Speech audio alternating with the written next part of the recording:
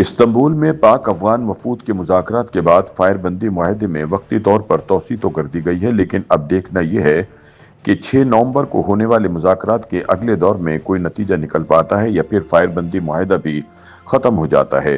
دفاعی تجزیہ کاروں کا کہنا ہے کہ پاک افغان جنگ بندی میں توسیع کے بعد افغان طالبان کا معاملہ حل کرنے کے حوالے سے خلوص سے ایک ہفتے میں واضح ہو جائے گا۔ اگر یہ معاہدہ برقرار نہ رہا تو پھر پاکستان کو یہ حق حاصل ہوگا کہ وہ افغانستان پر دوبارہ سے فضائی حملے شروع کر دے تاکہ وہاں موجود پاکستان مخالف دہشت گردوں کے ٹھکانوں کا مکمل طور پر صفایا کیا جا سکے۔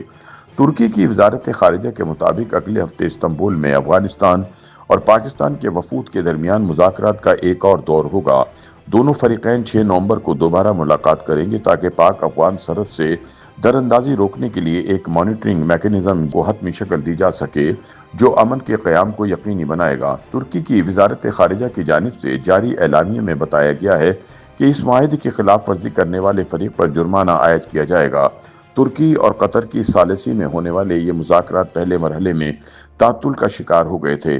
پاکستان نے اس کے لیے افغان طالبان وفد کو مورد الزام ٹھہراتے ہوئے کہا تھا کہ پاکستان میں ہونے والی سرحد پار دہشت گردی کی ذمہ داری قبول کرنے کی بجائے افغان طالبان نے الزام تراشی اور بہانے بازی کا سہارا لیا۔ اتاتارر کی جانب سے مذاکرات ناکام ہونے کے اعلان کے بعد پاکستانی وفد کی استنبول سے اسلام آباد واپسی کی تیاریاں بھی شروع ہو چکی تھیں، لیکن اس دوران وزیر داخلہ محسن نقوی کی ایران میں افغانستان کے ڈپٹی وزیر داخلہ سے ملاقات ہوئی اور مذاکرات عمل کو ایک موقع اور دینے کا فیصلہ کیا گیا۔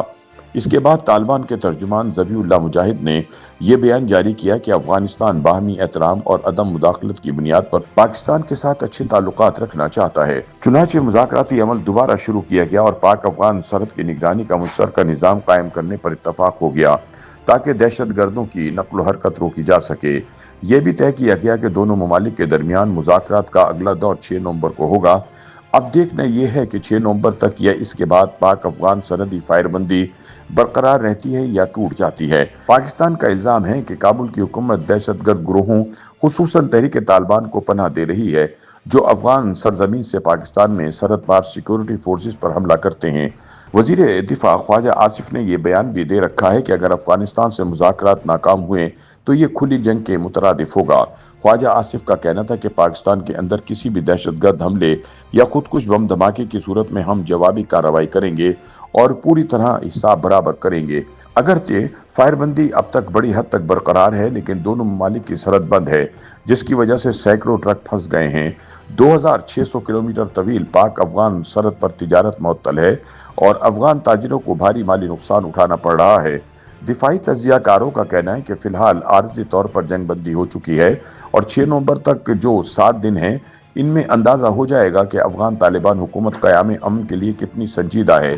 اگر ان 6-7 دنوں میں ٹی ٹی پی کے دہشت گرد سرحد پار کر کے پاکستان نہیں آتے اور یہاں پر دہشت گرد کارروائیاں نہیں کرتے تو پھر 6 نومبر کو مذاکرات کا عمل آگے بڑھ سکتا ہے۔ افغانستان کو پاکستان کو یہ یقین دہانی کرانی ہے کہ افغان سرزمین پاکستان کے خلاف استعمال نہ ہو، جس کے لیے ترکی اور قطر کی ثالثی میں میکانزم طے کیا جا رہا ہے۔ اگر افغان طالبان حکومت سرحد پار دہشت گردی روکنے میں بار بار ناکام ہوتی ہے تو پھر پاکستان کو حق ہے کہ وہ فضائی حملے کر سکے یا ڈرون حملوں کے ذریعے سے دہشت گردوں کے تربیتی مراکز کو نشانہ بنا سکے۔ YouTube پر گوگلی نیوز دیکھنے کے لیے youtube.com کی سرچ بار میں googly news T V type کریں۔ گوگلی نیوز کے پیج پر سرخ رنگ کے سبسکرپشن والے بٹن پر کلک کرنا نہ بھولیے۔ YouTube پیج پر اپلوڈ ہونے والی ویڈیوز سے باخبر رہنے کے لیے بیل آئیکن پر کلک کیجیے۔ آپ کو ہر نئی ویڈیو کے بارے میں نوٹیفیکیشن موصول ہو جائے گا۔